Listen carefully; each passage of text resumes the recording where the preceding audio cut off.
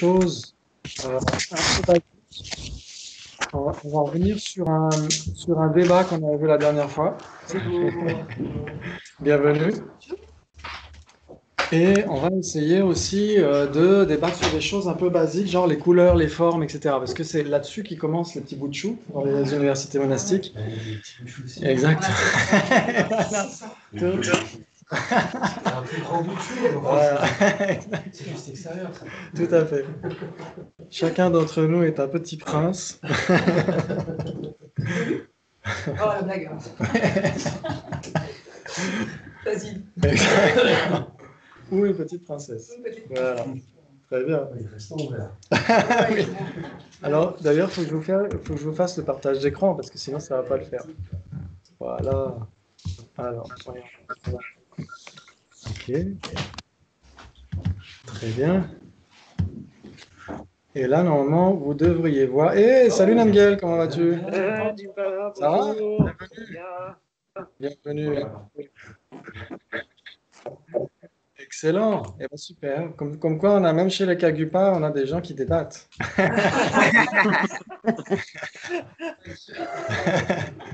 Comment on formulerait ça sur un En syllogisme. syllogisme? On dirait, il s'ensuit que le sujet, n'importe quel bouddhiste de la tradition tibétaine débat. J'accepte. Exactement. Très bien. Et donc là, on va juste revenir un petit peu sur cette configuration un peu spéciale qu'on avait vue dernièrement. 3 possibilités sans que rien ne puisse être aucun des deux. Est-ce que c'est un truc qui existe, mais qui est vraiment spécial? Et donc, on avait vu ça, en fait. Je parie que tu ne connais pas la différence entre non-soi et permanent. Et on est obligé de dire, la raison n'est pas établie. Sinon, il n'y a pas de débat, tout le monde rentre chez soi. Exactement. Donc, la raison n'est pas établie. Et donc, on peut attaquer directement en disant, OK, la raison n'est pas établie. Et alors, comme ça, tu connais la différence entre non-soi et permanent. Donc, ça permet aussi de gagner du temps pour la personne qui est assise. Et ça permet aussi de gagner du temps à la personne qui est debout, d'essayer de trouver des moyens de feinter, en fait, hein, par rapport à la personne, d'essayer de la piéger, en fait. Donc, c'est un petit jeu. Donc, il arrive que les débats soient préparés. Souvent, quand ils ont des examens, ils préparent. Ils ont, OK, sur quoi on va débattre, et donc ils préparent tout ça. Mais des fois, c'est comme ça, au débeauté. Très bien. Donc, alors, comme ça, tu connais la différence, bien sûr. Donc, c'est j'accepte, mais c'est pareil. OK. Et donc, qu'est-ce que ce serait? Qu'est-ce qu'on a dit? Que c'était 3 possibilités. Un truc spécifique, 3 Sans chose, sans comme locus commun. Sans... Oui, tout à fait, exactement. Ouais, très bien, on pourrait le dire comme ça, waouh. Ah, mais si, il y a une base commune. Oui, il y a une base commune. Ouais, il y a une base commune. On va le voir d'ailleurs. Sans que rien ne puisse être aucun des deux. Tu peux répéter ce qu'a dit le monsieur qui est dans la salle? J'ai pas entendu. Le pichou. Je sais pas si c'est un monsieur, mais il me semblait. Oui, tout à fait. Oui. Qu'est-ce qu'il a dit le monsieur? Oui, il y a 3 possibilités, mais est-ce qu'en gros, il n'y aurait pas de locus commun? Pas de choses qui seraient les deux. Voilà. Donc, il y a, en effet, on verra qu'il peut y avoir quelque chose qui serait les deux, entre non-soi et permanent, mais en effet, il n'y a rien qui puisse être aucun des deux. Donc, c'est ce qu'il dit, lui, celui qui est assis par terre, le défenseur, dit 3 possibilités sans que rien ne soit ni l'un ni l'autre. Donc, c'est vraiment spécifique, c'est pas juste 3 possibilités. Parce que quand on dit 3 possibilités, il y a quelque chose qui est ni l'un ni l'autre, vous êtes d'accord? Ouais, Oui. il y a quelque chose qui est l'un et l'autre, quelque chose qui est l'autre mais pas l'un, et quelque chose qui n'est rien des deux. Ok, donc il va demander formule l'implication. Il peut y avoir 3 possibilités, d'une manière ou d'une autre, il y a une implication. Qu'est-ce que vous diriez entre non-soi et permanent? Lequel est le plus grand? Soit c'est nécessairement permanent, et si c'est permanent, c'est pas nécessairement un non-soi. Ah, alors si c'est permanent, c'est... Alors non-soi dirait plus... Alors il y a 2 vues différentes ici. On a Patrick qui... non, c'est Namgel? Oui, Namgel. Okay. Je dirais que le soi soi et l'ensemble est plus grand. Ok. Moi, sinon, soit l'ensemble plus grand. Okay. Pour Michael aussi, qui ça? Qui? Christine? Ouais, je dirais que le non-soi semble le plus grand. Alors, il semble que ce soit une vue majoritaire. Très bien, donc Dominique va avoir du boulot pour débattre contre tout le monde. Très bien. Donc, si c'est permanent, c'est nécessairement un non-soi, mais si c'est un non-soi, ce n'est pas nécessairement permanent. Exactement. Voilà. C'est ce que j'ai dit. Exactement, parce que, et ils vont dire en fait que ça existe ou non, c'est nécessairement dénué de soi. Voilà. Il va dire ça, exactement. Si c'est permanent, c'est nécessairement un non-soi. Voilà. Coucou. Oui. Oui. Passe. Et tu as le droit de partir en courant quand tu veux aussi. Ok. Donc si c'est permanent, c'est nécessairement un non-soi parce que ça doit être dénué de soi. Il n'y a aucune école bouddhiste qui affirme un soi de la personne. Vous êtes d'accord? Oui. Si on affirme un soi de la personne, on n'est pas non-bouddhiste. Pourquoi? Qui a une idée par rapport à ça? Par rapport au poisson, Oui, très bien, par rapport au Troisième des 4 sauts. au troisième des 4 sceaux.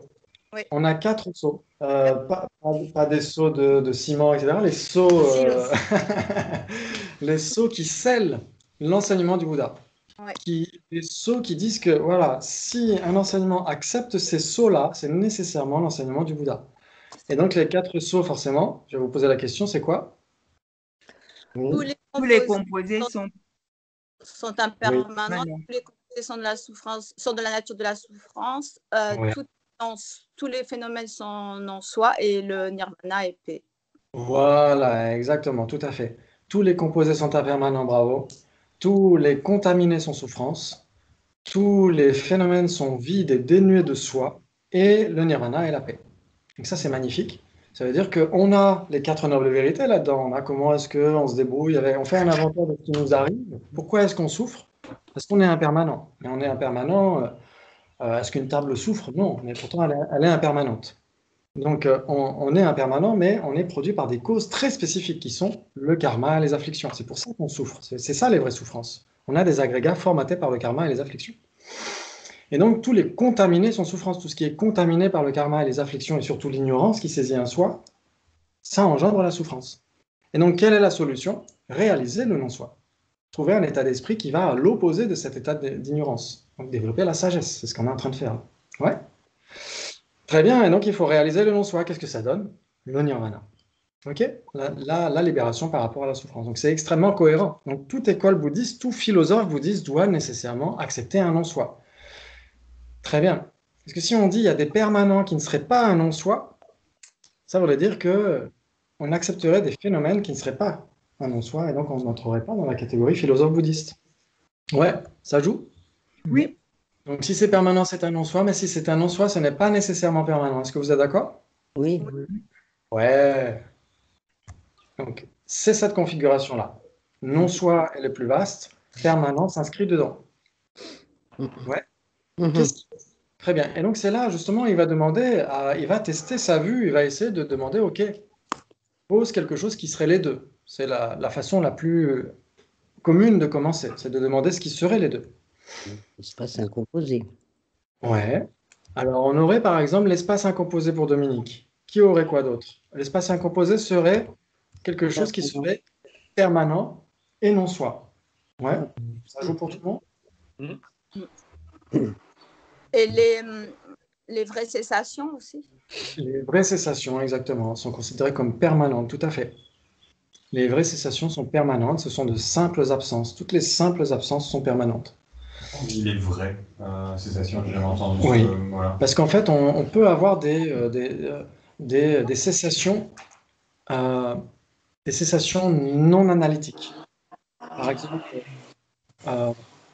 le fait qu'une fleur fane, si on ne l'arrose pas, ça veut dire qu'il manque tout simplement des causes et des conditions pour qu'elle continue d'exister. Et donc le fait qu'elle cesse, c'est pas une cessation analytique, c'est pas dû à un raisonnement sur la voie qui dirait ok, je dois comprendre mon non-soi, donc je vais éliminer mon ignorance, mes afflictions, etc. Ça, c'est des cessations analytiques qui sont issues d'une analyse, d'une méditation, etc. Mais cette cessation d'une fleur par manque d'eau, c'est pas une cessation analytique, c'est pas une vraie cessation. Ouais, très bien. Parce qu'en fait, quand on parle des 4 nobles vérités, justement, vraies, pourquoi? Parce que c'est la réalité telle qu'elle est, en fait. C'est les vraies souffrances, les vraies origines, les vraies cessations et les vraies voies. Et donc, c'est quelque chose de réel qu'on doit réaliser, etc. Très bien, donc les vraies cessations, ou même n'importe quelle cessation, n'importe quelle absence, etc., sont permanentes et sont nécessairement dénuées de soi. Vous êtes d'accord? Ouais? Waouh! Génial. Et donc ça, on vient de donner ce qui est les deux. Parfait. Et lui, il a dit, OK, l'espace incomposé. Voilà. Fastoche. Hein. Très bien. Donc lui, il va demander de se justifier. Tu vois suffisamment, Karine? Ouais. Sinon, tu peux te pousser si tu veux. Non, ça va? OK. Donc le sujet espace incomposé permanent parce que? Change pas d'instant en instant. Oui. Oh, oui. Phénomène qui, oui, qui ne change pas de moment en moment. Exactement. Ce que dit Michael, c'est un phénomène qui ne change pas de moment en moment. Si on dit parce que ça ne change pas d'instant en instant, il s'ensuit que une corne de lapin est permanente. Ah, d'accord. Parce que ça ne change pas d'instant en instant.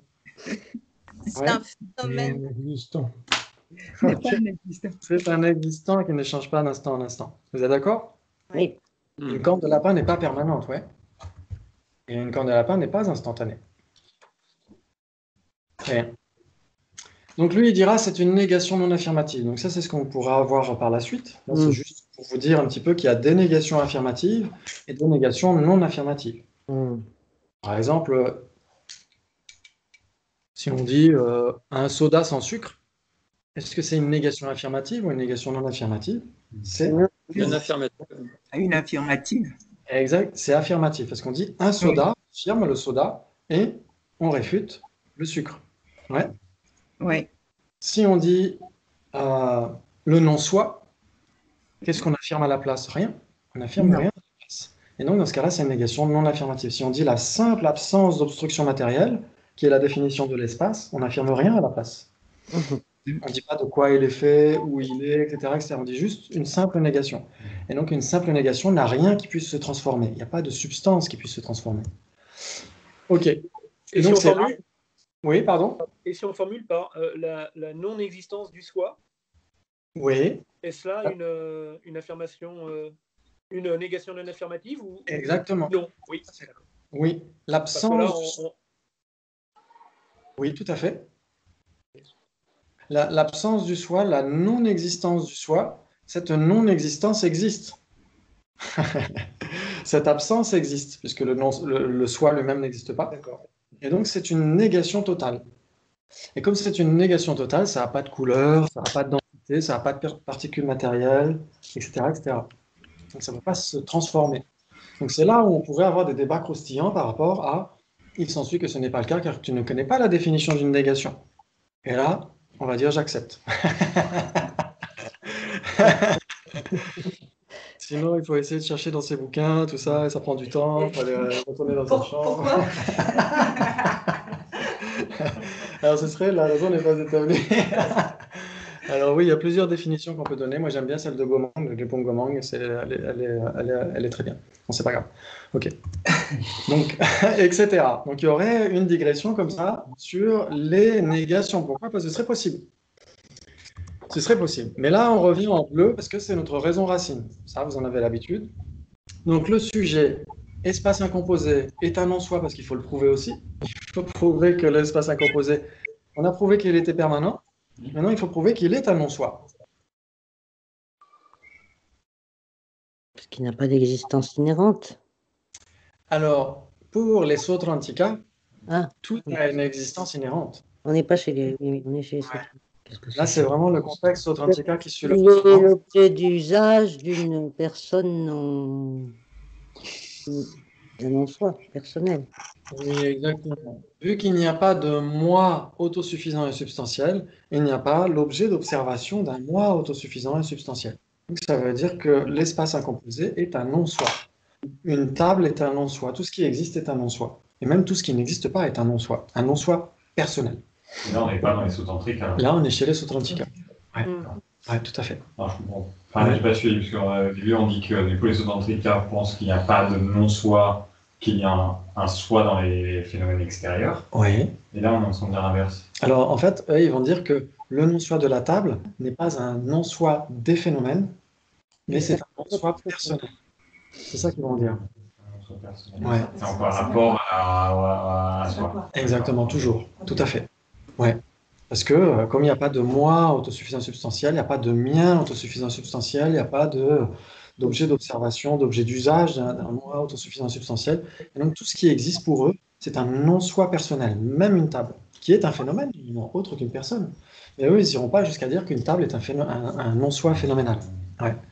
Il n'y a que les écoles marianistes qui vont évoquer le non-soi phénoménal. Ils vont dire que pour les... Ça dépend des écoles, mais si on prend le Prasangika, ils vont dire qu'une table, la vacuité d'existence inhérente de la table, c'est la vacuité de la table, c'est un non-soi phénoménal. Et la vacuité d'existence inhérente de la personne, c'est un non-soi personnel. Parce que c'est en fonction de la base qu'on va distinguer. Et pour les écoles de véhicule fondamental, il n'y a pas de non-soi phénoménal, il n'y a que le non-soi de la personne. Très bien, donc en effet, on va dire l'espace incomposé n'est pas l'objet d'usage ou l'objet d'observation, comme vous voulez, d'une personne autosuffisante et substantielle. Ouais, ça vous va? Génial.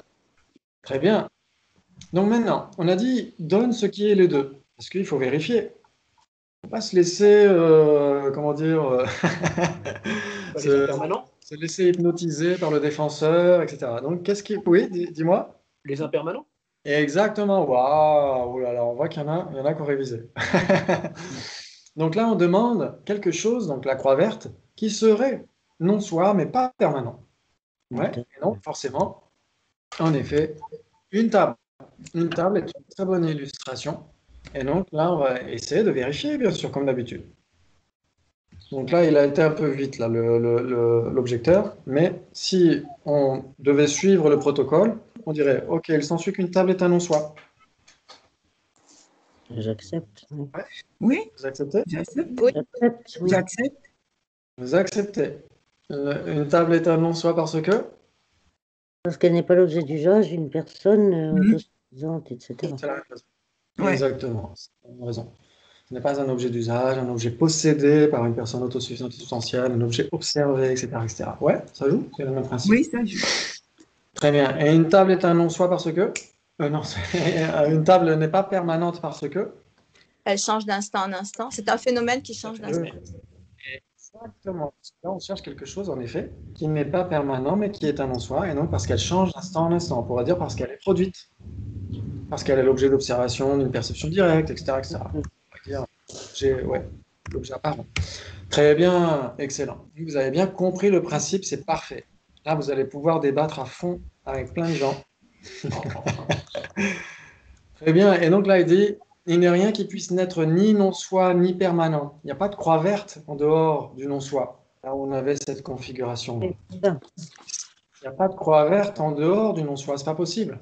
Parce que non-soi implique les non-existants et les existants. C'est la généralité la plus vaste qui soit. Oui. Et donc, lui, il va lui dire, OK, on a dit 3 possibilités sans que rien ne puisse naître aucun des deux. Donc, que cela existe ou non, c'est nécessairement dénué de soi. Tout à fait. Exactement. C'est-à-dire qu'une table existe, elle est dénuée de soi, parce qu'elle n'est pas l'objet d'observation, etc., d'une personne autosuffisante et potentielle. Et un non-existant, vu qu'il n'existe pas en soi. Il n'a pas de soi, parce qu'il n'existe pas tout ça. Ouais. Ouais. On dira en tibétain, Gyöme Ganru Yena. Ok. Là, on ne fournit pas les pop-corn aujourd'hui. Voilà, petite musique d'ascenseur. C'est le meilleur moment. Ouais. C'est pour que vous puissiez reprendre votre souffle. Surtout avec un chat. Exactement. Et là, on va revenir à des choses plus basiques. Là, ce sont les moniales. Université monastique pour les moniales avec une laïque. Donc, donc là, ça se voit. Là, et on va débattre. La raison n'est pas établie. En effet, oui, ça pourrait être une moniale qui a mis des habits civils parce qu'elle va à la boulangerie. Okay. Très bien.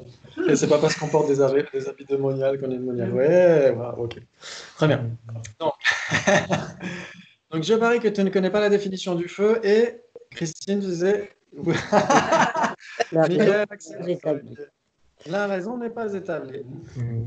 Puisqu'on doit commencer par là, en effet. La raison n'est pas établie. Donc, il s'ensuit donc à chaud et brûlant. Ouais. Chaud et brûlant, c'est la définition de feu? Oui. On est d'accord? Oui. Donc, il s'ensuit que le sujet chaud et brûlant est nécessairement du feu. J'accepte. Oui. Alors, il y en a qui acceptent, il y en a qui n'acceptent pas. J'accepte. Excuse-moi, je dis pas. Ouais, j'accepte. J'accepte. On va voir ton point de vue. On va voir ton point de vue. Donc, vous acceptez, très bien. Vous acceptez. Waouh. Car il y a les 8 portes de l'implication entre définition, une définition et son définisseur. Si c'est chaud et brûlant, c'est nécessairement du feu. Si c'est du feu, c'est nécessairement chaud et brûlant. Si c'est pas chaud et brûlant, c'est pas du feu. Si c'est pas du feu, c'est pas chaud et brûlant. S'il y a chaud et brûlant, il y a feu, etc., etc., etc. Les 8 portes de l'implication. Et donc, ok, on doit dire ok, bien sûr, ok, on accepte, vous acceptez. Il y a des témoins. Il s'ensuit que le sujet, l'or en fusion et du feu. Ah, ça, ce serait Karina qui... non, la raison n'est pas établie. What? Il s'ensuit que le sujet l'or en fusion et du feu, car c'est chaud et brûlant. Et vous avez accepté l'implication comme quoi ce qui est chaud et brûlant est nécessairement du feu. J'ai pas accepté. Non plus. De l'eau bouillante, par exemple. De Ouais. l'eau bouillante. De la Ou lave. de l'or, de la lave. Exactement. Est-ce que c'est chaud? Est-ce que Oui. c'est brûlant? Est-ce que Oui. c'est chaud et brûlant? Oui. Quelque chose en plus. C'est nécessairement du feu, puisque vous avez accepté l'implication selon laquelle tout ce qui est chaud et brûlant est nécessairement du feu. Alors, c'est Et planté. c'est là que... Et là, on va dire la raison n'est pas établie.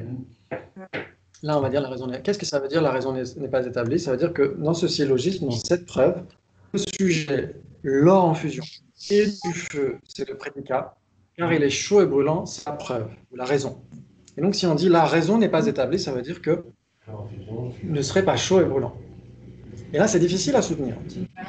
Ouais. Tu peux juste revenir. Oui. Là. Le sujet, Laurent. Et du feu. Donc là, c'est le sujet prédicat, c'est la thèse. Voilà, exactement. Car il est chaud et brûlant, c'est donc la raison. Ou la preuve, ouais. Ou le signe, parfois, on peut l'appeler le signe aussi, ouais. Souvent on dit raison parce que c'est plus communément accepté comme ça, raison. Et donc, normalement, ça doit être, est-ce que c'est une raison valide? C'est une raison, mais est-ce que c'est une raison valide? Parce que pour qu'il y ait une raison valide, il faut qu'il y ait les 3 modes, comme on a dit la dernière fois. On avait dit, il faut qu'il y ait la propriété du sujet. Et quand on dit la raison n'est pas établie, ça veut dire qu'il n'y a pas la propriété du sujet, que chaud et brûlant n'est pas une caractéristique de... Le sujet, parce que c'est pas sa définition. C'est pas sa définition. Il n'y a pas que.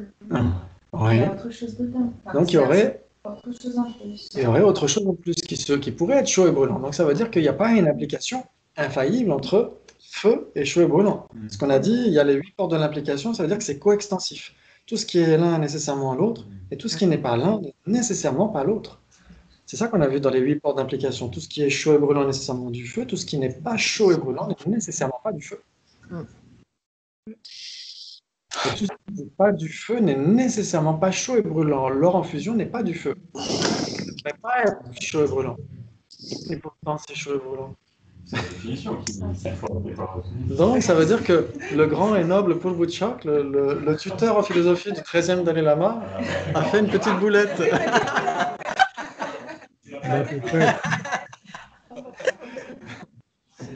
Et donc, le grand et noble Acharya Dharmakirti, le roi des logiciens, s'est trompé. Qui sait? Il y a d'autres sujets qui sont chauds et brûlants. Et chaud et brûlant, ça sort des flancs du feu. En fait, c'est plus extensible dans deux sens. Ouais, dans ce cas-là, ce serait pas... Ouais, dans ce cas-là, ça voudrait dire que rajouter quelque chose ou enlever quelque chose pour coller une équipe au feu. Donc, ce serait une solution de dire ça. La raison n'est pas établie. Et il y aurait une autre solution. Pas d'implication. Pas d'implication. Le même syllogisme. Le sujet, l'or en fusion et du feu carré des chauds brûlants. Pas d'implication, ça correspondrait à la preuve, à la raison et au prédicat.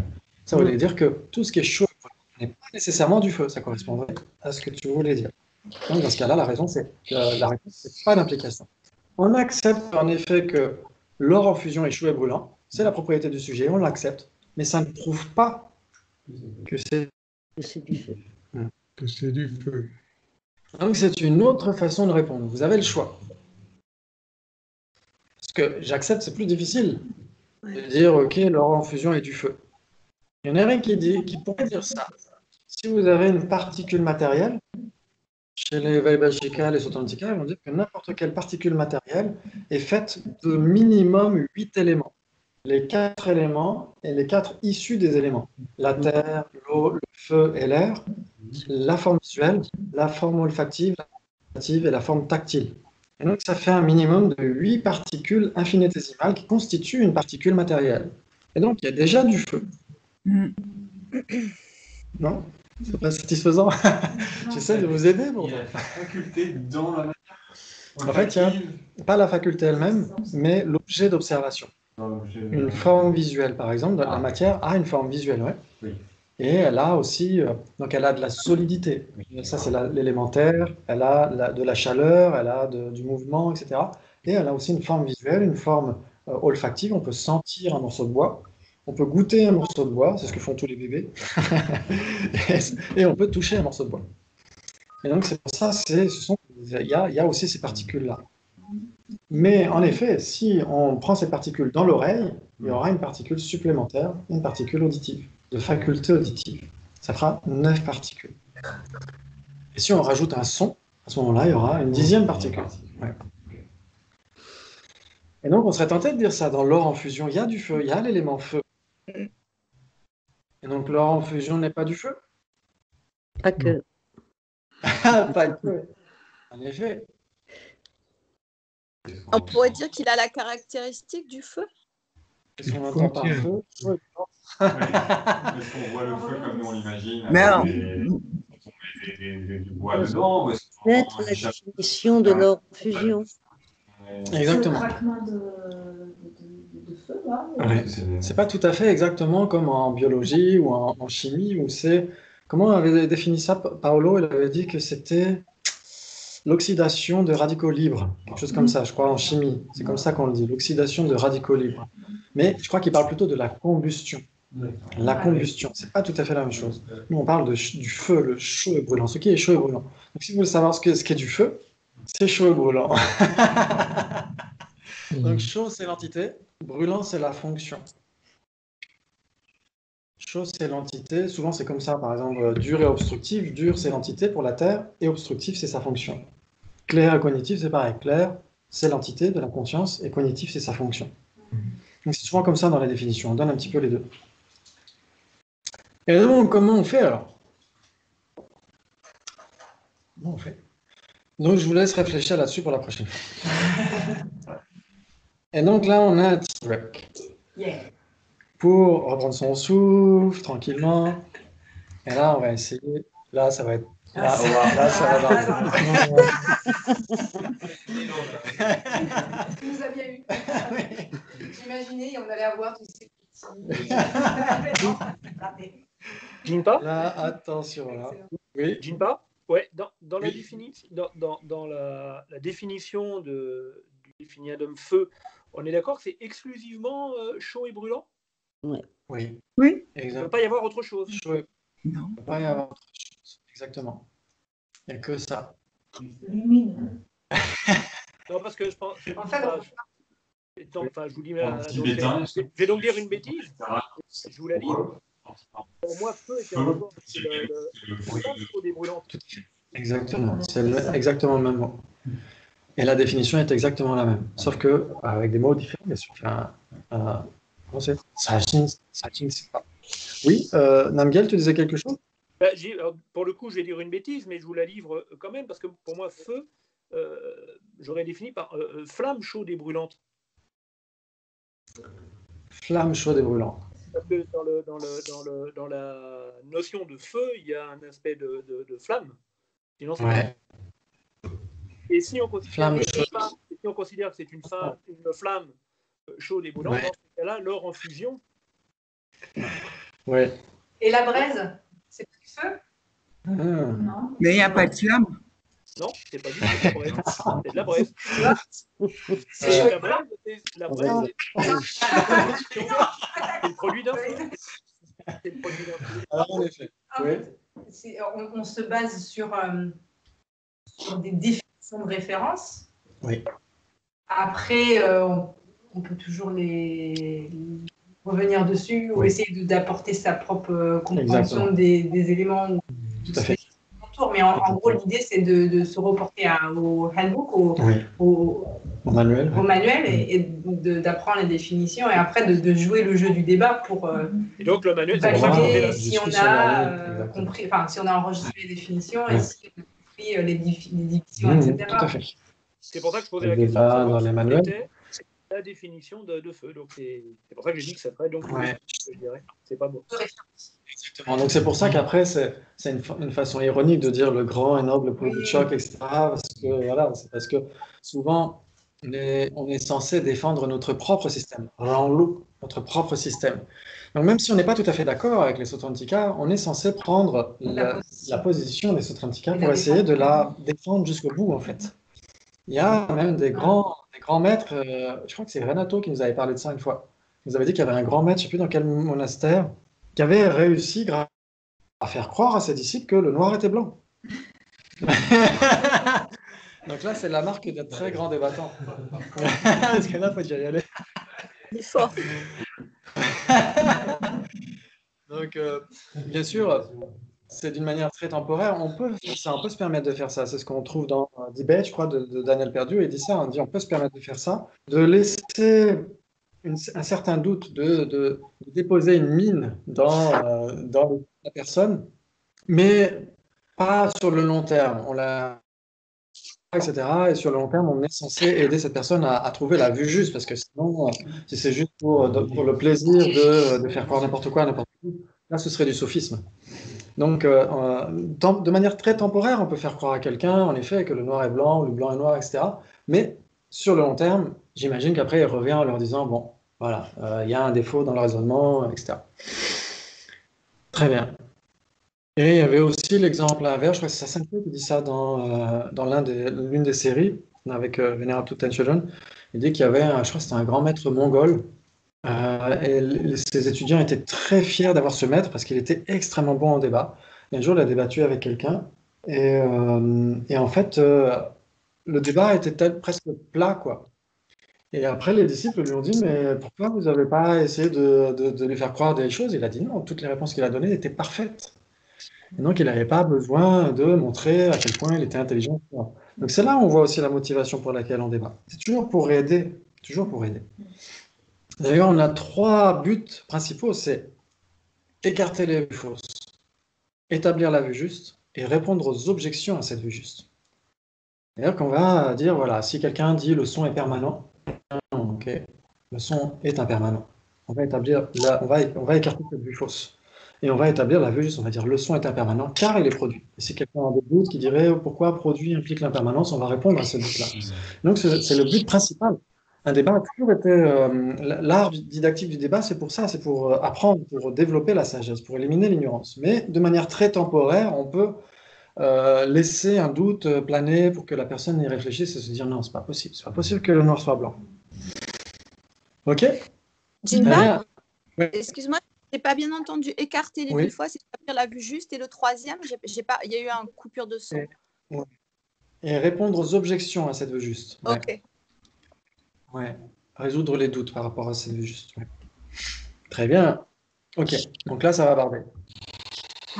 Je parie que tu ne connais pas la définition d'une forme.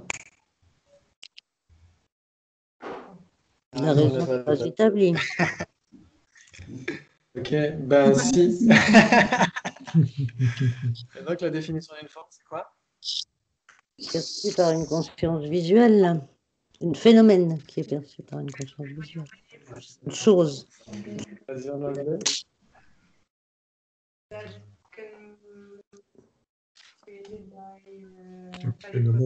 qui est approprié pour être une forme. Oh. Oui, qui a dit quoi? J'ai dit ce qui est approprié pour être une forme. Ce qui est approprié pour être une forme. Oui. Oh.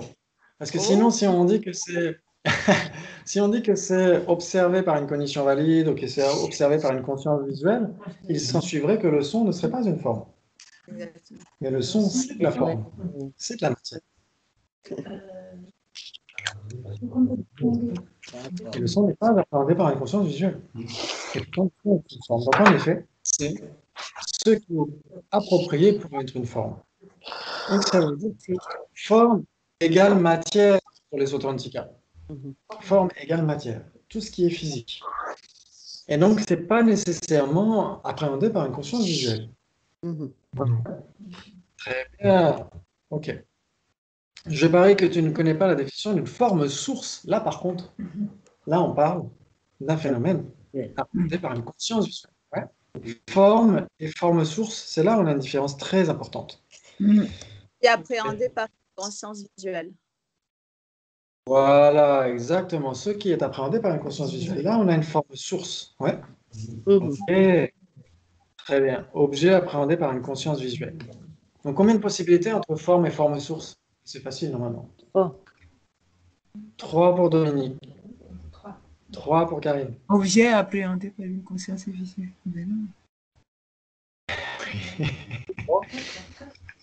Ah, 4. 4. 3 pour Patrick? Non, c'est Patrick ou Namgel, parce que je suis 3 on revoit. Très bien, 3. 3. Ça veut dire que vous pouvez formuler l'implication si vous dites 3. Si c'est une forme source, c'est nécessairement une forme. Et si c'est une forme, ce n'est pas nécessairement une forme source. Voilà, si c'est une forme source, c'est nécessairement une forme. Si c'est appréhendé par une conscience visuelle, c'est nécessairement matériel. Et si c'est matériel ou si c'est une forme, c'est pas nécessairement appréhendé par une conscience visuelle. Par exemple. Non. Oui. Ouais. Un atome. On va le garder. Sans l'outil. Sans l'outil, voilà, sans le microscope. Très bien. Donc, 3 possibilités. Qu'est-ce qui pourrait être, par exemple, qu'est-ce qui pourrait être impermanent, mais pas une forme? Donc, ni l'un, ni l'autre, ni une forme source. Facteur composé non associé. Ou un facteur composé non associé. Bravo. Wow. Là, vous avez parfaitement la cartographie dans la conscience. Génial. Et la définition d'une couleur? On n'a pas parlé de la définition d'une couleur. Oui. En français, ce qui est souhaitable pour une teinture ou... Exactement, ce qui est souhaitable pour une teinture.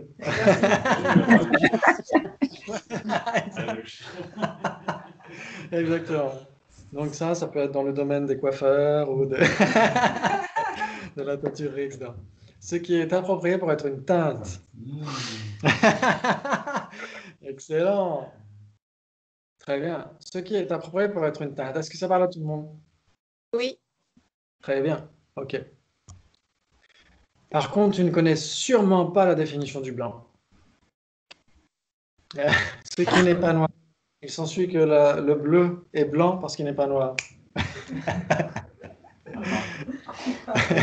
Moi, j'accepte. Tu acceptes? Oui, je ne peux pas dire. Tu n'as pas la définition du blanc. Okay. Ouais. Donc, en fait, c'est assez simple. Si vous avez la définition d'une couleur, vous avez presque la définition du blanc. Non, ce qui n'est pas approprié pour être une teinte, alors. Ouais. Vous avez... Ce qui n'est pas approprié pour être une teinte? Le blanc n'est pas approprié pour être une teinte? Oui. Teinte blanche. OK. Exactement, une teinte blanche. Wow. Ce qui est approprié pour être une teinte blanche. Oh là là. C'est ça, je ne sais pas pourquoi vous compliquez la vie. Excellent. Le sujet blanc est nécessairement une couleur. Oui. J'accepte. Vous acceptez? Waouh, bravo. Là, on a. Oui. Excellent. J'accepte, waouh. Et le cheval blanc d'Henri IV, il est blanc? Ok. Il est de couleur blanche. En général. On a des petits malins. On a des petits malins. Qui dit oui? Qui dit pourquoi? Il est de teinte blanche. Il est de teinte blanche. Il a le blanc comme caractéristique, mais c'est pas blanc. Ouais. C'est différent. Le cheval blanc n'est pas. Ok. Donc lui, il dit qu'il accepte. Et là, oulala. Et là, il va certainement. C'est un cheval, c'est pas Et sans suite que le cheval blanc d'Henri IV est une couleur. Paf. Je ne l'ai pas vu venir, celle-là. Eh bien, pourquoi? Il s'ensuit que le sujet, le cheval blanc d'Henri IV, est une couleur car il est blanc. Et blanc est une couleur. Et tu as accepté l'implication. Et là, alors là, c'est du béton. Là, s'il change d'avis, ok, le cheval blanc d'Henri IV n'est pas une couleur. Fini. Ok, parce qu'il s'est contredit, donc c'est terminé. Il s'ensuit que le sujet, le cheval blanc, n'est donc pas blanc. Non. Il est de. Le cheval blanc n'est pas blanc. Le cheval blanc n'est pas blanc. La raison, enfin, comment on appelle? Il n'y a pas d'implication. Il est de. Le cheval. Le cheval blanc n'est pas blanc? Ouais. Le cheval blanc. Ah, il est blanc. C'est pour ça qu'il ne faut jamais se fier à mon visage. Si le cheval est blanc, à ce moment-là, le cheval est une couleur. Il est Le blanc. cheval est une couleur. Cheval blanc et cheval blanc. Si le cheval blanc est blanc, c'est nécessairement une couleur. Il est Ah, Il est de couleur blanche. il est de couleur blanche. Ouh, très bien. Parce que si on accepte qu'il n'est pas blanc, à ce moment-là, il s'ensuit que le sujet, le cheval blanc, est marron. Et donc là, non, ça ne va pas le faire. Ok. Ok. Le sujet, le cheval blanc, n'est pas blanc parce que. Parce que cheval blanc et cheval blanc. Parce que Oui, il n'est blanc, pas une la couleur, ça. définition de blanc, c'est ce qui est de approprié. teinte. Il n'est pas. Parce que le cheval n'est pas nécessairement blanc, mais il pourrait l'être. Mais il pourrait l'être. C'est-à-dire qu'un cheval pourrait être une couleur. Il n'est pas nécessairement une couleur, mais il pourrait l'être. Le cheval, ah, ok, le cheval n'est pas nécessairement de couleur blanche. Ah, et le cheval blanc, est-ce qu'il est nécessairement de couleur blanche? Oui. Le cheval blanc est nécessairement de couleur blanche. C'est ça le sujet. Il est de c'est teinte. le cheval blanc. Il est de teinte blanche. Il est de Non, mais teinte blanc, blanche, c'est il la est de... couleur. Blanc, c'est une couleur. Donc, le cheval blanc n'est pas une couleur. Mais on a dit que tout à l'heure, le blanc, c'est une teinte blanche. Donc, Voilà. le cheval blanc est de teinte blanche. Oui, mais il n'est pas une teinte blanche. Le cheval blanc, Puisque le... il n'est pas une couleur. De la teinte blanche. Donc le cheval, Il a le la cheval blanc est marron. Peut-être. Peut-être marron, pas nécessairement, mais pourrait être marron. Donc le blanc et le marron ne seraient pas contradictoires. Ok. Donc lui, il va dire il n'est pas une couleur. Un cheval n'est pas une couleur. Très bien. Le sujet, le cheval blanc n'est pas une couleur parce que c'est là qu'il faut se justifier et donner une réponse suffisante et nécessaire pour prouver notre point. Parce que la couleur est Le ce qui est cheval blanc approprié n'est pour pas une une couleur. teinte. Parce que une couleur, oui, parce que, en effet, Ah voilà, on pourrait oui. dire. Parce que la définition de couleur, La couleur est une... c'est après. Exactement. Ouais. Caractérise une teinte. Voilà, exactement, parce que blanc ou une couleur, donc une couleur ici, est ce qui est approprié pour être une teinte. Est-ce qu'un cheval est approprié pour être une teinte? Est-ce qu'un cheval correspond à une teinte? Non. Non, le cheval est une personne. Est une personne et il y a une teinte blanche. Exactement. Donc le cheval est une personne. Donc ça, c'est très important pour les bouddhistes. Parce que quand on pense à tous les êtres, puissent tous les êtres obtenir l'éveil, puissent tous les êtres échapper à la souffrance, etc., c'est pas que les êtres humains, c'est tous les êtres, quels qu'ils soient, les personnes humaines et les personnes non humaines. C'est ça qui est très important. Sinon, on est partial et on n'a pas de bodhicitta, c'est pas possible. Très bien. Donc il s'ensuit que ce n'est pas le cas car tu ne connais pas la définition d'une personne. Là, normalement, on est censé dire pas d'implication. Ah, pas d'implication. Donc ça veut dire que tu ne connais pas la définition d'une personne. Donc, je pense que ce n'est pas le cas. Non. Ah. Attends. Bon, je vais dire si, et puis voilà.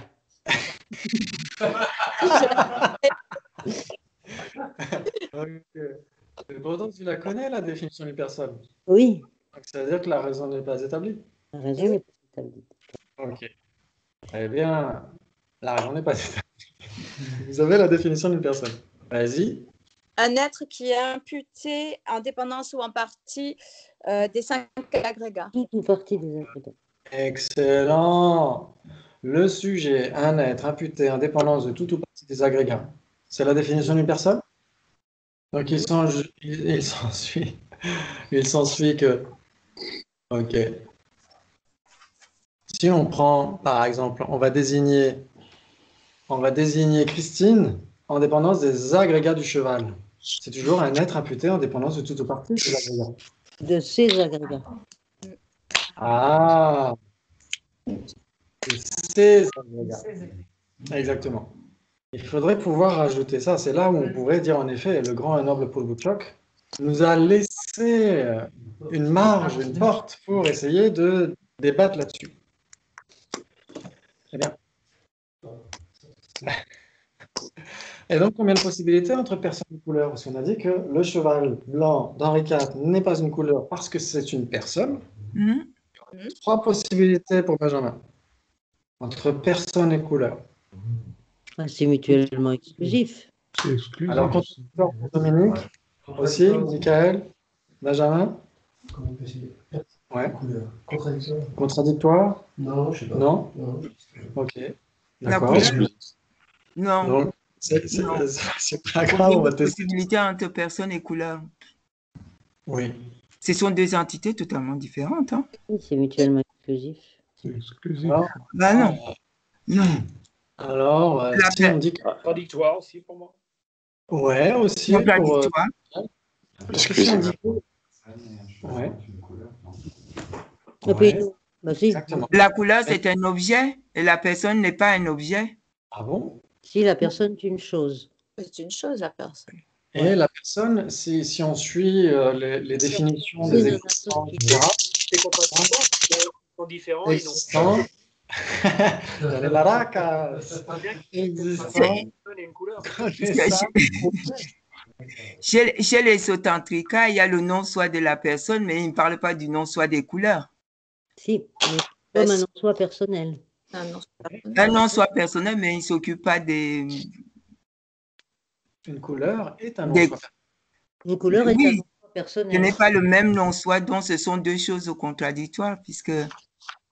Parce qu'ils sont différents et qu'ils n'ont pas de base commune. Il n'y a rien Ouais. à la fois une personne et une couleur. Parce qu'en effet, il n'y a aucune base commune entre Commune, personnes. oui. Non. Les deux sont différents, ils sont contradictoires. Voilà. Et contradictoires. Une personne est un composé non associé. Est-ce qu'une couleur est... Une couleur est une forme. C'est ça qui est intéressant. Une personne, c'est un impermanent qui n'est ni forme ni conscience. Qui n'est ni forme ni conscience. Comme la démocratie, la liberté, etc. Il y a énormément de temps, etc., etc. Il y a énormément de choses qui sont impermanentes et qui sont ni matière ni conscience. Personne, c'est ça en fait. Une personne, c'est un truc impermanent et c'est ni de la forme ni de la conscience. La personne n'est pas son corps. La personne n'est pas sa conscience.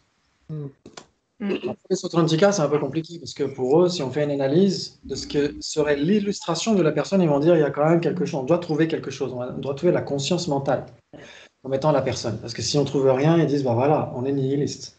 Donc il n'y a que les Sotantrika qui ne trouvent rien dans la base d'imputation. Mais pour les autres, si on cherche l'illustration de la personne, ils doivent trouver quelque chose. Sinon, ça pose problème pour eux. Malgré tout, une personne n'est pas son esprit et une personne n'est pas son corps. Donc, parce que justement, c'est un composé non associé comme le temps. Comment est-ce que le temps pourrait avoir une couleur? Comment est-ce que le temps pourrait avoir une forme tactile, etc., etc. C'est pas possible. Très bien. Et une couleur, c'est de la matière. OK? Le sujet, le cheval blanc d'Henri IV, n'est pas un cheval blanc, alors. Le cheval blanc de... Il n'y a pas d'implication. Ah, le cheval blanc d'Henri IV n'est pas un cheval blanc. Ouais. Là, c'est soit j'accepte, soit pourquoi. Ouais, parce qu'il n'y a pas de raison qui est donnée là. Mais pourquoi? Pourquoi? Deux parties. Ouais. Pourquoi? Il s'ensuit que le sujet, le cheval blanc d'Henri IV, n'est pas un cheval blanc. Pourquoi? Pourquoi? Ok.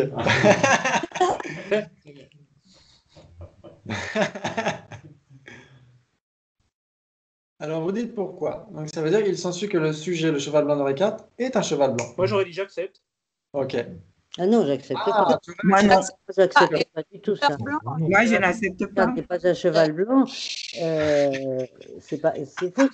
Mais on l'a dit tout à l'heure, le cheval était un être sensible et le blanc autre chose. Donc, il faut dire, et de couleur blanche. Non, mais pourquoi non, de teinte. Ils ont parlé de teinte. De quel truc ils tirent que le cheval blanc d'Henri IV n'est pas un cheval blanc? Alors, comment est-ce qu'un cheval blanc ne serait pas un cheval blanc? Bien sûr, forcément. Le cheval sera de teinte blanche. Mais n'est pas un cheval blanc. Un cheval blanc n'est pas un cheval blanc. Un cheval blanc, c'est un cheval blanc. Très bien. Bah, si, c'est une généralité, cheval blanc. Oui, cheval blanc est une généralité. Non. Oui, c'est une généralité. Le plus grand, c'est cheval blanc, et dedans, il y a le cheval blanc d'Henri IV. Il n'y a pas de problème. Le cheval blanc, il est un cheval blanc. Exactement. Donc, un cheval blanc est un cheval blanc. Ok. Normalement, on est censé accepter. Non, c'est ça, accepter. Bon, là c'est un truc un peu compliqué parce qu'on a une personne qui apparaît avec de la forme. Mais si vous prenez une assiette blanche, c'est de la forme, une assiette. Et blanc aussi, c'est de la forme. Donc là, c'est pas contradictoire. Non. Une assiette est blanche. Une assiette est une couleur? Non, c'est contradictoire. Ça n'a pas la même définition. Une assiette et une couleur. Alors, c'est pas parce que ça n'a pas la même définition que c'est nécessairement contradictoire. Par exemple, produit. Quelle est la définition de produit? Ce qui est créé. Quelle est la définition d'impermanent? Instantané. Et pourtant, ils ont deux définitions différentes et pourtant, ils ne sont pas contradictoires, ils sont équivalents. Alors. Donc, c'est pas parce que deux phénomènes ont des définitions différentes qu'ils sont contradictoires. Ouais. Qu'une table, une tasse, une assiette, c'est quoi? C'est de la forme. Blanc, c'est de la forme. Donc, c'est pas contradictoire. C'est-à-dire qu'une assiette est une couleur? Ah, non. Comment ça marche? Mais non, mais si on ne peut pas dissocier les deux quand on les perçoit. Une assiette n'est pas appropriée pour être une teinte, enfin, je comprends. Oui, exactement, tout à fait. En effet, on va dire qu'en effet, une assiette n'est pas appropriée pour être une teinte, elle n'est pas une couleur. C'est de la forme, c'est pas parce que c'est de la forme que ça doit être une couleur, ça doit posséder une couleur si c'est de la forme. Ouais. Et ce que disait Marie, tu disais quoi, Marie? Je disais qu'on ne peut pas les dissocier parce que quand on regarde à la perception, on voit l'assiette, mais on ne peut pas la dissocier du blanc qu'il possède. Exactement, tout à fait, exactement. Ça, c'est très important. Ça veut dire que si on a une assiette blanche, donc une assiette qui a une couleur blanche, à ce moment-là, est-ce que votre perception visuelle distingue l'assiette du blanc? Non. C'est la conscience conceptuelle qui distingue les deux. Ouais. C'est la conscience conceptuelle qui dit, bah là, il y a la caractéristique, et là, il y a le phénomène caractérisé. Mais du point de vue de l'objet tel qu'il est perçu, il n'y a aucune distinction. Donc ça veut dire que blanc, la couleur blanche et l'assiette qui possède cette couleur blanche sont une même entité. C'est ça que ça veut dire. Deux phénomènes qui sont une même entité. C'est-à-dire qu'ils apparaissent à une perception directe et n'apparaissent pas séparément. Ouais? Ouais. Très bien. Ok. Malgré tout, c'est pas parce que deux phénomènes sont une même entité qu'il y aurait une base commune entre les deux. Voilà. Non. Ouais. Exactement, ça c'est très très important. On va essayer de l'analyser. Donc voilà, là il a dit oh, oh et ok, très bien. Donc là ça c'est très important. On va essayer de voir ça. Combien de possibilités entre le fait d'avoir une base commune et le fait d'avoir une même entité, d'être une même entité? Là, ça trois. Ce qu'il faut voir, c'est essayer de bien garder à l'esprit ce que veut dire avoir une base commune. Ça veut dire qu'une base commune, il n'y a rien qui, dans l'univers, il n'y a rien qui puisse être à la fois une assiette et une couleur. C'est-à-dire que les deux sont contradictoires. Ouais. Par contre, elles sont une même entité puisque elles apparaissent à une perception, visuelle en l'occurrence, et n'apparaissent pas séparément. Donc elles sont une même entité. La personne et les agrégats, c'est pareil. La personne ne sera jamais ces agrégats. Les agrégats ne seront jamais la personne. malgré tout, où se trouvent les agrégats, se trouve la personne. Ouais. Mhm. Donc, la personne et ses agrégats sont une même entité. Il n'y a que dans certaines philosophies un peu élaborées qu'on trouve un Atman, une personne permanente, unitaire et autonome, qui serait séparée des agrégats qui, eux, sont impermanents, pluriels et dépendants des causes et des conditions. Donc, si la personne était permanente, unitaire et autonome, elle serait séparée des agrégats, elle aurait une entité distincte des agrégats. Et ça, c'est pas possible. On aurait les agrégats de la personne dans le salon et la personne dans la cuisine. Ce serait possible si on a un mini-studio. Ok. Mais sinon, où se trouvent les agrégats, se trouve la personne. On ne peut pas avoir la personne et ses agrégats séparés. Malgré tout, une personne ne peut pas être 5 agrégats. C'est pas possible. Donc, ils sont contradictoires, mais ils sont une même entité. Ouais. C'est comme les deux vérités pour les écoles Madhyamika, etc. Les deux vérités sont contradictoires. Jamais on aura une vérité conventionnelle qui sera une vérité ultime. Et inversement. Et malgré tout, elles sont dans une même entité. Elles doivent nécessairement faire partie d'une même nature. Donc, combien de possibilités entre base commune et même entité? Mais est-ce qu'il y a des objets de même entité qui ont des phénomènes de même entité qui ont une base commune? Ah. Alors, est-ce que c'est possible? On va essayer d'examiner ça. Est-ce que c'est possible? Est-ce qu'on pourrait avoir, par exemple, deux phénomènes qui auraient une même entité, qui auraient une base commune? Par exemple. Excuse-moi, tu peux répéter, j'ai pas entendu, là, il y a eu une coupure. Ouais. Est-ce qu'on pourrait avoir deux phénomènes qui seraient les deux en même temps, une même entité et une base commune? Ah, d'accord. Alors, là, il y aurait une base commune.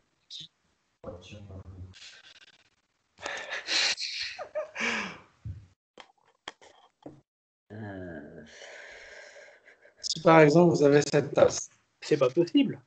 Alors c'est pas possible. Ok. Enfin. Donc, on va prendre cette thèse. Je vais prendre cette thèse. Il est impossible. Donc ça voudrait dire que ce serait contradictoire. Ça veut Pour dire moi, c'est que contradictoire. Parce qu'il n'y a pas de base commune entre base commune et même entité. Même entité. Ok. Donc on va prendre ce point de vue-là. On va dire les deux sont contradictoires. Et Jimpa, si on parle oui. de la graine de la pousse. La graine de la pousse, ok. Non, la graine et la pousse. La graine et la pousse, oui. Ils ont une commune.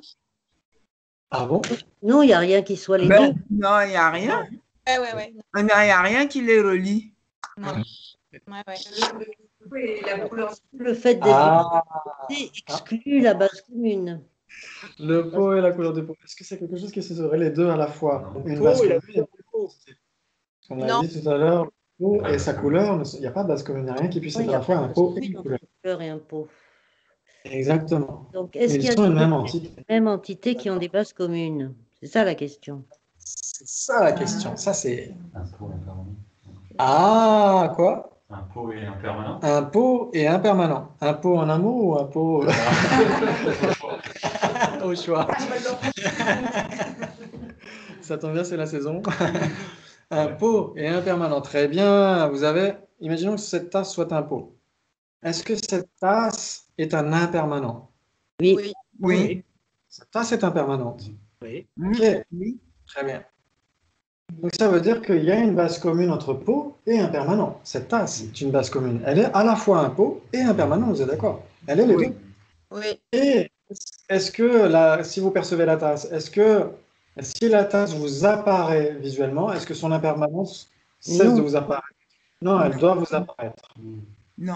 Ça ne veut pas dire qu'on va la réaliser. Elle apparaît de façon inattentive. C'est inattentif, c'est une cognition inattentive. C'est comme par exemple, vous tournez rapidement les pages d'un livre. Si vous le passez à la caméra et que vous prenez la caméra au ralenti, vous pourrez dire combien de pages sont passées. Parce qu'il faut au moins 10 ou 20 fractions de seconde, quelque chose comme ça, pour que le cerveau ait le temps d'enregistrer un truc. Donc ça veut dire que l'impermanence, ça change d'instant en instant. C'est trop rapide pour que ça puisse être réalisé en l'état actuel des choses. Si on n'est pas un arya pour les autres antikas, il faut être un arya pour réaliser directement l'impermanence subtile. Et donc si on ne réalise pas l'impermanence subtile, il n'empêche qu'elle continue d'apparaître. Si on ne réalise pas le nombre de pages qui sont passées devant nos yeux, il n'empêche que le nombre de pages est passé devant nos yeux. On ne peut pas le nier. Donc c'est passé devant nos yeux, mais c'est certifié par notre conscience visuelle. Donc l'impermanence subtile de la tasse apparaît en même temps que la tasse. Et elles n'apparaissent pas séparément, elles sont une même entité. Même si l'une n'est pas réalisée, c'est pas grave. C'est 3 possibilités. Donc c'est 3. Alors, 3 possibilités alors. 3 possibilités entre base commune et même entité. Là, on a quelque chose qui serait les deux. Un pot impermanent, c'est un pot et c'est impermanent. C'est une même entité. Et c'est une base commune entre pot et impermanent. Ouais, tout le monde est d'accord? Oui. Waouh, génial. Et donc, si on dit 3 possibilités, c'est quoi l'implication? C'est-à-dire, si c'est de même entité... Ah non. C'est... Je vais les rendre base commune et impermanent. Oui, si c'est base commune et même entité. Donc, si ça a une base commune, est-ce que c'est nécessairement de même entité? Ah, autre chose. Et non. Alors, c'est 4. Alors là, il y aurait 4 pour Michael. Oui, c'est 4. Et oui, alors, Même peut-être 4,5. Hein. 4, effectivement. C'est pas le problème. Puisqu'il peut y avoir base commune avec même entité ou sans même entité, puisqu'il peut y avoir même entité avec base commune et sans base commune. C'est 4. Ah, on a 4 maintenant. Très bien. Donc, on a trouvé déjà quelque chose qui est les deux. On a quelque chose qui est les deux. Quelque chose qui est à la fois une même entité et une base commune. Oui. La tasse et son impermanence. OK? Oui. Ouais. Maintenant, même entité sans base commune, la table et sa couleur. D'accord? Là, plutôt un pot et impermanent. On a une base commune entre pot et impermanent. On a un pot. Un pot lui-même, une tasse qui est un pot et qui est impermanent. Elle est les deux. Très bien. On ne dit pas que la tasse serait son impermanence, mais ça, ce serait une erreur, en effet. Ok, donc la tasse, c'est quelque chose qui est à la fois tasse et impermanent. Et la tasse et son impermanence sont une même entité. Donc là, on a dit qu'il y a quelque chose qui est les deux. Maintenant, il faut trouver quelque chose qui serait l'un et pas l'autre. Par exemple, quelque chose qui serait une base commune et qui serait des entités différentes. Alors, celui-là, il est dur. Donc, on va commencer par l'autre qui est plus l'autre, simple. il est plus facile. Oui. On l'a déjà dit. Voilà. Une entité avec des bases avec une impossibilité d'avoir une base commune. On a dit la tasse et sa couleur sont une même entité, mais il n'y a pas de base commune. Il n'y a rien qui puisse être à la fois une couleur et une tasse. Donc on a quelque chose qui est les deux. Il y a quelque chose qui est à la fois qui est une même entité, mais qui n'est pas une base commune. Et là, il faut trouver une base commune avec des entités différentes. Est-ce que c'est possible celle-là? Et là, vous avez 2 heures. Une semaine.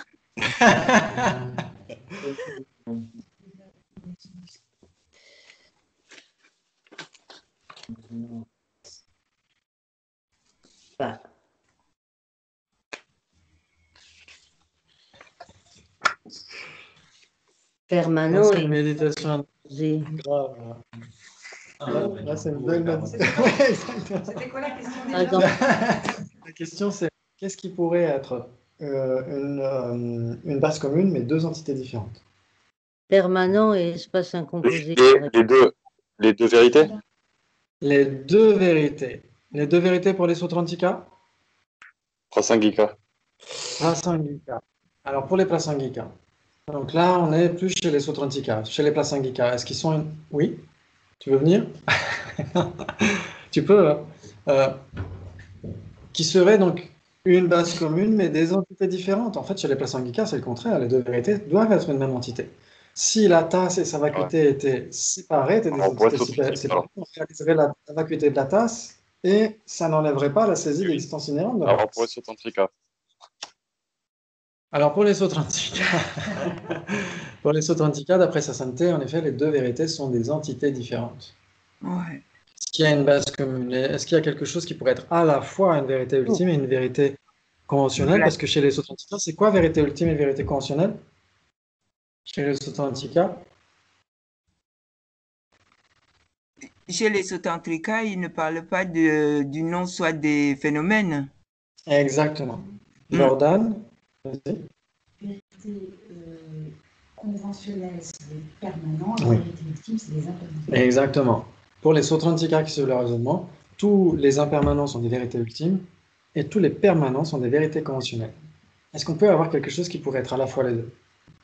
À la fois permanent et impermanent. C'est compliqué. C'est compliqué parce qu'il aurait deux entités antinomiques en fait. Comme quelque chose qui serait à la fois existant et non existant. Et là, c'est difficile. Donc les deux vérités sont pas... Il n'y a pas de base commune entre les deux vérités. Par contre, permanent et espace incomposé, est-ce que ça pourrait pas être... Permanent et espace incomposé, est-ce que ça pourrait être donc base commune et des entités différentes? Des entités... Quand on dit déjà composé, c'est impermanent. Alors, composé, c'est impermanent. Et espace incomposé, c'est permanent. Ouais. Donc, espace incomposé et permanent serait une même entité, normalement. S'ils pouvaient apparaître à une perception directe, ils apparaîtraient. Ah, c'est ouais. Quelque chose qui aurait une base commune et qui ne serait pas de la même entité. En tout cas, bravo à tous. Non, ne nous abandonne pas maintenant. Hein. Ah oui, non. Je ne vais encore pas dormir. Il le fait exprès. C'est la cause de l'insomnie de Dominique.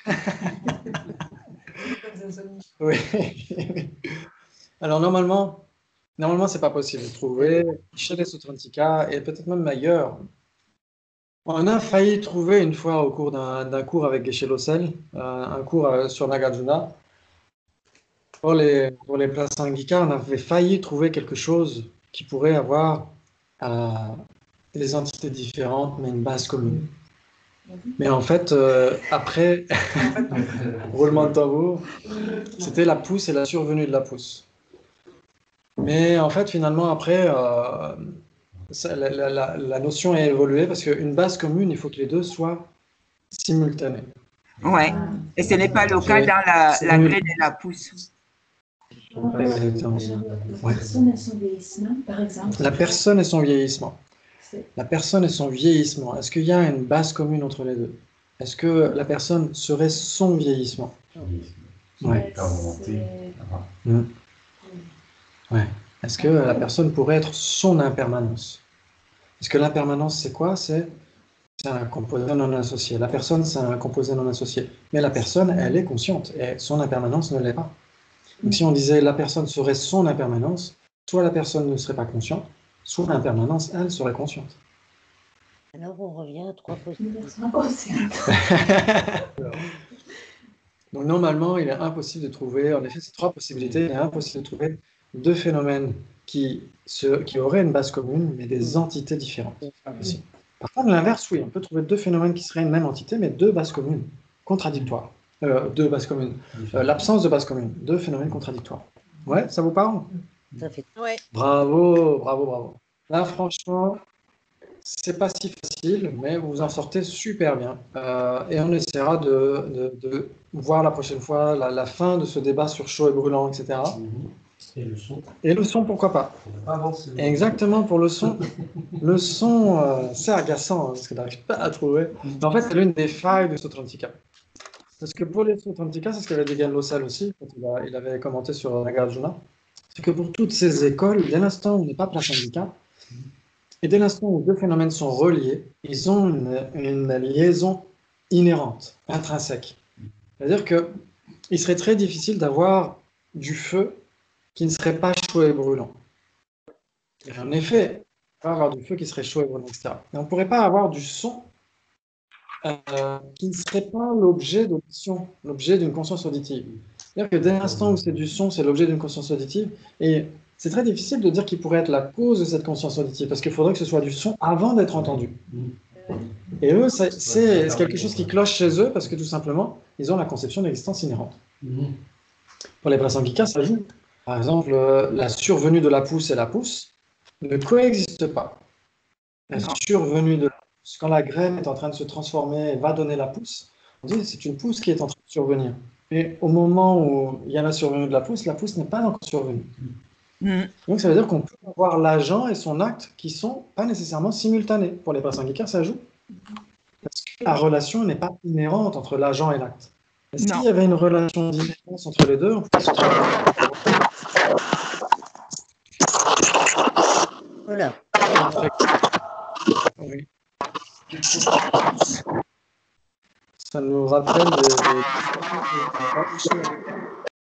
Et oui,